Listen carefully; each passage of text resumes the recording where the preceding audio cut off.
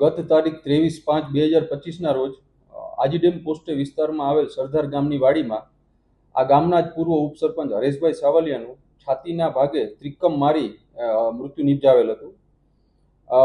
આ ઉપરોક્ત વિગતે ગુનો દાખલ થતા સગદાર તરીકે મનોજ તોતારામ પલાસ હતો, જે તેમની જ વાડીમાં મજૂર તરીકે કામ કરતો હતો અને આ ઘટના બાદ તાત્કાલિક તે જગ્યાએથી નાસી ગયેલ હતો.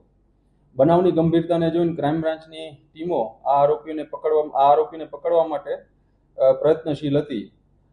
ત્યારબાદ હ્યુમન ઇન્ટેલિજન્સ, ટેકનિકલ સોર્સ તથા એક અંગત ચોક્કસ બાતમીના આધારે એવી ખબર પડી હતી કે આ શખ્સ પોતે પોતાના વતન ખરગોન ભાગી ગયેલ છે. ત્યારબાદ ક્રાઇમ બ્રાન્ચ પીએસઆઈ વીડી ડોડિયાની ટીમે ખૂબ જ મહેનતથી આરોપીને દુધિયાપટ ગામ, જિલ્લો ધાર, મધ્યપ્રદેશથી પકડી લેવામાં આવેલ છે. આરોપીની પૂછપરછ કરતા પોતે આ ગુનો કર્યાની કબૂલાત પણ આપેલ છે અને ત્યારબાદ વધુ કાર્યવાહી અર્થે આ આરોપીને આજીડેમ પોસ્ટે સોંપવામાં આવે છે.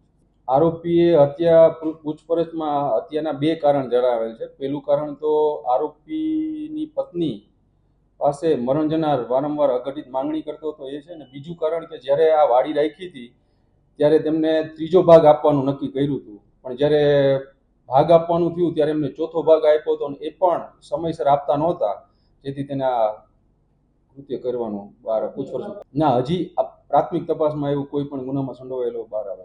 પૈસાનું એ જ કારણ હતું કે જ્યારે વાડી રાખી હતી ત્યારે 3જા ભાગે રાખવાનું નક્કી કર્યું હતું, પરંતુ જ્યારે ભાગ આપવાની વાત થઈ ત્યારે આરોપીને 4થો ભાગ આપ્યો અને એ પણ વારંવાર માંગવા છતાં પણ આપતા નહોતા.